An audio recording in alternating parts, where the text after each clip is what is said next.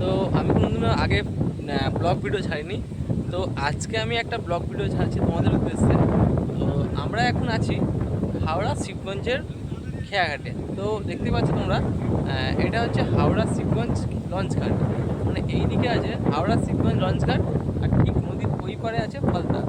মানে ওই নদী টপকে ওপারে গেলেই উত্তর চব্বিশ পরগনা পড়ে ফলতা। তো আমাদের এই জায়গাটাতে অনেকেই শীতের সময় পিকনিক করতে আসে। তো তোমরাও আসতে পারো। তো তোমাদের বলছি কীভাবে আসতে হবে। তোমরা হাওড়া থেকে ট্রেন ধরে কোনোরকম ট্রেন ধরে বাগনান কিংবা উলুবেড়িয়া নামতে হবে। তো বাগনান কিংবা উলুবেড়িয়া নেবে, ওখান থেকে 1 ঘন্টা লাগবে বাসে শিবগঞ্জ। তো শিবগঞ্জ থেকে কিন্তু শিবগঞ্জ বাস থেকে নেবেই কিন্তু জাস্ট 2 মিনিটের পর বাস থেকে নামার পর আর সুন্দর মনোরম পরিবেশ একদম আপনাকে মনোমুগ্ধকর করবে। তো এই দিকটা আছে হোটেল প্লাস সিটি।